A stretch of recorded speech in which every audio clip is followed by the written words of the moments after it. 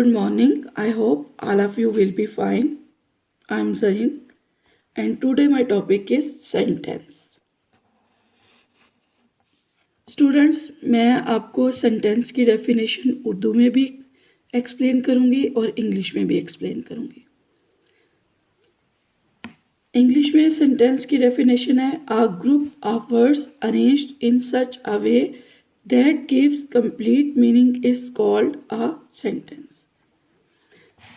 इसी तरह उर्दू में इसकी जो डेफिनेशन है वो ये है, अल्फाज का ऐसा ग्रुप जो मुकम्मल मानी दे सेंटेंस कहलाता है। मसलन आई एम गो स्कूल, ये एक गलत फिक्रा है क्योंकि इसका ग्रुप ठीक नहीं है। इसी तरह आई टू गो स्कूल, ये भी एक गलत फिक्रा है। वो इस तरह के देखें, इसका ग्रुप तो ठीक है लेकिन इसकी तरतीब ठीक नहीं है।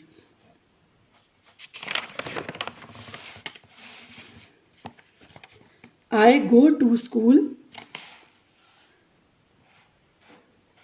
ये एक दुरुस्त फिक्रा है क्योंकि इसका ग्रुप और तरतीब दोनों ठीक है। अब मैं इनकी आपको डिफरेंट एग्जांपल्स बताऊंगी सेंटेंसेस की।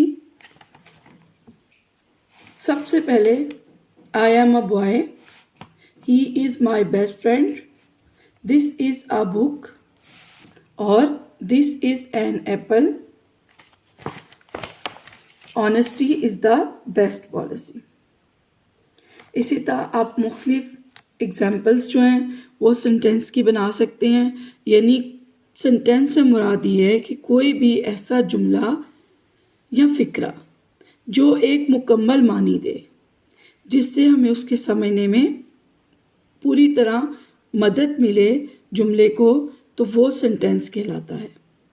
जैसे आई एम अ बॉय, मैं एक लड़का हूँ, he is my best friend, वो मेरा सबसे बेहतरीन दोस्त है, दिस इज़ अ बुक, ये एक किताब है, दिस इज़ एन एप्पल, ये एक सेब है, और honesty is the best policy.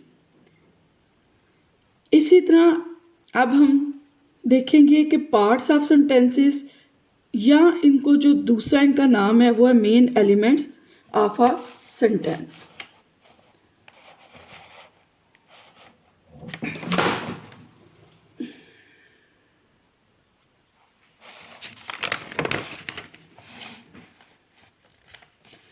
एक फिक्रे के 3 हिस्से या मेन एलिमेंट्स होते हैं।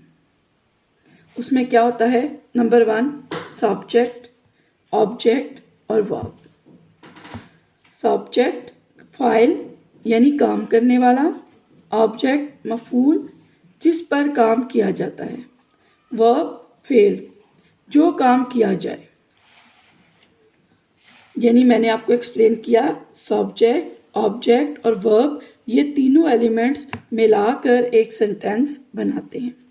इसी तरह अगर एक फिक्रे में कई दफ़ा ऐसा भी होता है कि एक से ज़्यादा सब्जेक्ट्स भी होते हैं, वो काम तो कर रहे होते हैं लेकिन ये ज़रूरी नहीं होता कि एक फिक्रे में एक से ज़्यादा ऑब्जेक्ट हों, तो वो ऐसे हों जिन पर काम किया जा रहा हो। ऐसे ऑब्जेक्ट्स जिन पर काम किया जाता है या जिन पर सब्जेक्ट्स का असर होता है, इन्हें मेन ऑब्जेक्ट्स या मफऊल कहते हैं। यानी मेन ऑब्जेक्ट्स या मफऊल कहते हैं। इसी तरह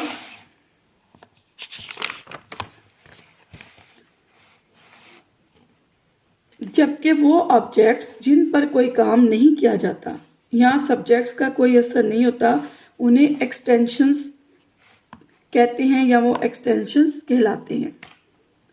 यानी इन शॉर्ट के एक जुमले में सब्जेक्ट्स भी बहुत सारे हो सकते हैं और ऑब्जेक्ट्स भी हो सकते हैं।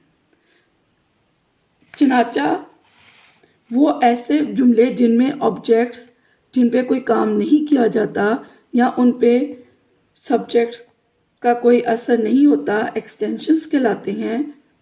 इसी तरह हर वो एक्टिव का जुमला जिसमें मेन ऑब्जेक्ट ना हो, इसका पैसिव नहीं हो सकता। For example,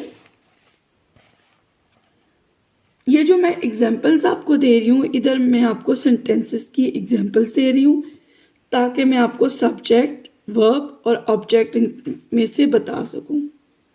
I eat an apple, इनमें आई सब्जेक्ट है, ईट वर्ब है और एप्पल जो है वह ऑब्जेक्ट है, यानी इस पर काम किया जा रहा है। ईट यानी वर्ब काम हो रहा है, आई सब्जेक्ट। इसी तरह वी लाइक मिल्क, वी जो है वो सब्जेक्ट है, लाइक वर्ब है यानी पसंद किया जा रहा है और ऑब्जेक्ट वो है मिल्क जिस पे काम किया जा रहा है। इसी तरह दे राइट लेटर्स, अब दे जो है वो सब्जेक्ट है, राइट वर्ब है और लेटर्स जो है वो ऑब्जेक्ट है।